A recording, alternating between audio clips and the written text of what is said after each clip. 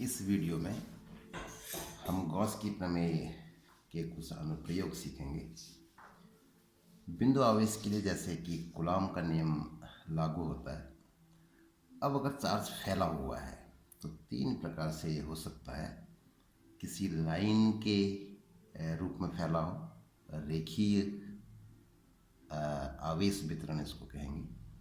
किसी पृष्ठ पर फैला हो तो पृष्ठ आवेश वितरण इसको बोला जाएगा, या फिर किसी आयतन में फैला हो तो आयतन आवेश वितरण इसको कहा जाएगा। तो इन तीन प्रकार से अगर आवेश फैला हुआ है, वितरित है, तो इन अवस्थाओं में अगर हमको वैद्युत क्षेत्र का मान ज्ञात करना हो तो हमें गॉस की प्रमेय का प्रयोग करके हम इसे ज्ञात कर सकते हैं।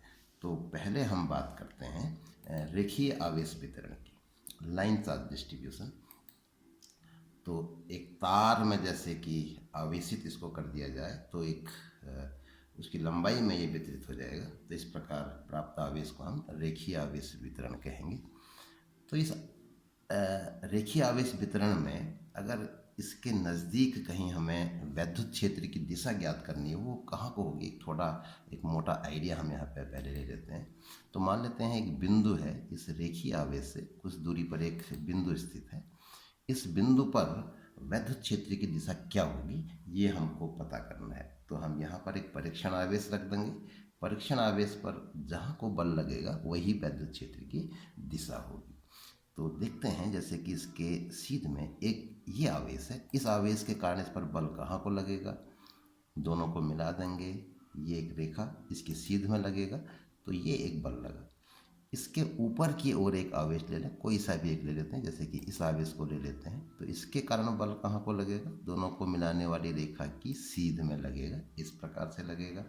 ऐसे ही सिमेट्रिक लेते हैं, जैसे हमने ऊपर को लिया ठीक वैसे ही नीचे ले लेते हैं। तो इसके सिमेट्रिक ये वाला आवेश है, इसके कारण बल कहाँ को लगेगा, इन दोनों को मिलाएंगे, इसकी सीध में लगेगा। अब अगर हम देखें इस वाले बल को जैसे लेते हैं, इसके दो घटक अगर हम करते हैं, इनका एडिशन हमको देखना है कि नेट बल अब कहाँ को लगेगा, तो उसके लिए कर रहे हैं।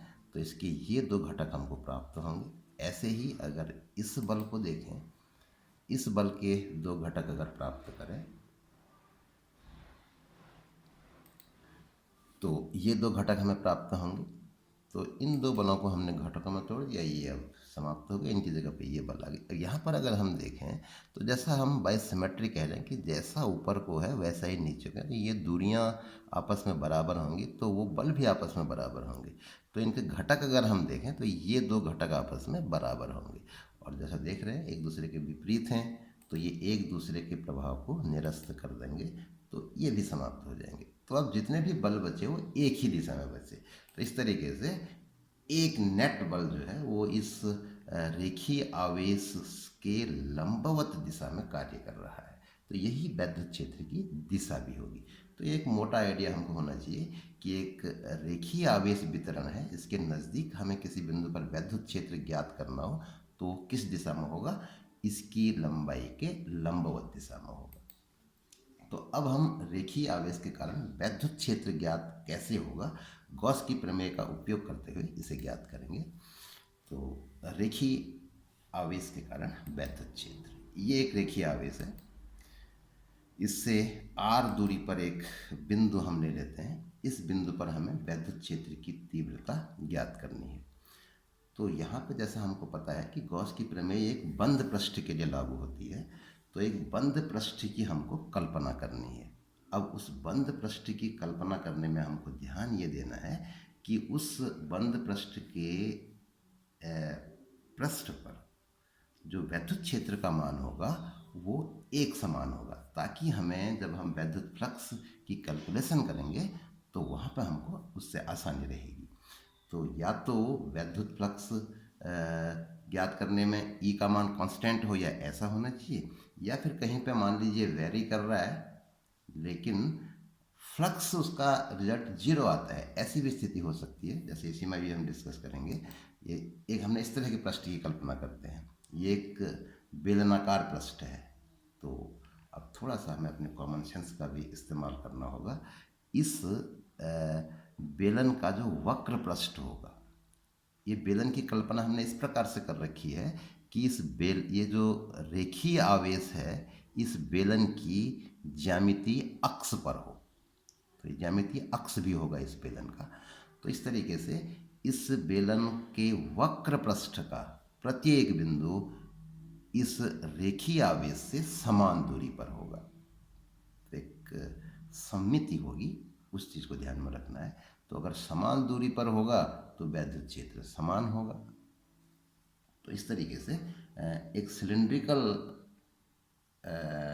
शेप जो है यहाँ पे गॉसियन पृष्ठ के रूप में हम लेंगे।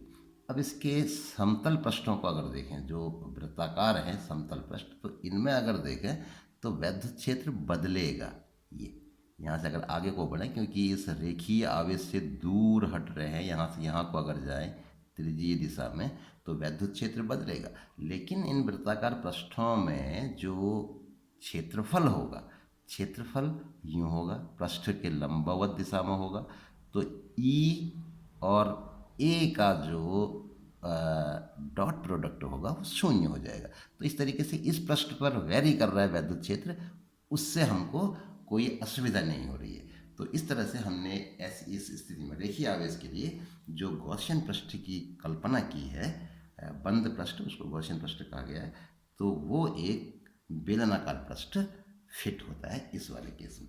तो हमने यहाँ पे एक गॉसियन पृष्ठ का चयन कर लिया, गॉसियन पृष्ठ कल्पना कर ली। कल्पनाओं में इसके पृष्ठ पर एक लघु क्षेत्रफल अवयव, क्षेत्रफल की दिशा कैसे होगी, त्रिज्यीय दिशा में होगी, क्योंकि बेलन का जो पृष्ठ होता है वो उसकी त्रिज्या के कहीं पर भी त्रिज्या कर ले तो उसके लंबवत दिशा में ही होगा। तो इस तरीके से क्षेत्रफल जो है वो लंबवत दिशा में होगा पृष्ठ के। वैद्युत क्षेत्र कैसे होगा, इस रेखीय आवेश के लंबवत दिशा में होगा, जैसा कि अभी हमने जिक्र किया था। तो वैद्युत क्षेत्र भी इसी दिशा में है और क्षेत्रफल वेक्टर भी इसी दिशा में है। तो प्रोसीजर हमें पता है, हमें इस बंद पृष्ठ से गुजरने वाले कुल फ्लक्स का कैलकुलेशन करना है, वैद्युत फ्लक्स का। तो जैसा हम करते आए हैं वही होगा। एक लघु क्षेत्रफल अवयव से गुजरने वाला वैद्युत flux E dot D A. तो संपूर्ण फ्लक्स इस डी फाई को पूरे बंद पृष्ठ के लिए इंटीग्रेट कर देंगे, इसकी वैल्यू रख दी ई डॉट डी ए। अगले स्टेप में डॉट प्रोडक्ट की डेफिनेशन अप्लाई कर दी। तो कॉस थीटा, यहाँ पर थीटा 0 है तो कॉस 0 और वो 1 होता है। तो इस तरीके से फाई का मान हमें प्राप्त हो जाएगा integration of E D A. E और डी ए के परिमाण यहाँ पर आ गए, यहाँ पर ये वैद्युत है, वैद्युत वेक्टर रूप में, और यहाँ पर परिमाण के पदों में आ गए। तो इस तरीके से अब क्योंकि हमने गॉसियन पृष्ठ का चयन इस प्रकार किया है कि उसके पृष्ठ पर ई का मान नियत है, तो इसलिए हम ई को इंटीग्रेशन चिन्ह से बाहर ले सकते हैं। अगले स्टेप में इंटीग्रेशन ऑफ डी ए, यहाँ पे जो हमने ये इंटीग्रेशन किया था वो वक्र पृष्ठ के लिए किया है। तो वक्र पृष्ठ का मान होता है 2 पाई आर है। तो इस तरीके से फाई का मान हमको प्राप्त हो गया ई इंटू 2 पाई आर है। अब हमें गॉस की प्रमेय का उपयोग करना है। तो गॉस की प्रमेय के अनुसार उसका जो स्टेटमेंट है, phi is equal to Q upon epsilon 0। किसी बंद पृष्ठ से गुजरने वाला कुल वैद्युत फ्लक्स उस बंद पृष्ठ के भीतर उपस्थित आवेश का, नेट आवेश का 1/एप्सिलॉन 0 गुना होता है। तो गॉस की इस प्रमेय का स्टेटमेंट मैथमेटिकल रूप में इस प्रकार से होगा। अब इन दोनों का कंपैरिजन कर देते हैं। फाई का मान ये भी है, फाई का मान ये भी है, तो ये दोनों मान आपस में बराबर होने चाहिए। इसको इसमें बराबर रख दिया, और इसको अगर हम ई के लिए अब हल करें तो इस तरह से हमें प्राप्त होगा E is equal to 1/2 pi epsilon 0 Q upon R. अब ये क्यू क्या है, इस बंद पृष्ठ के भीतर उपस्थित आवेश। तो इस चित्र में अगर हम देखें तो यहाँ से लेके यहाँ तक का जो ये आवेश है।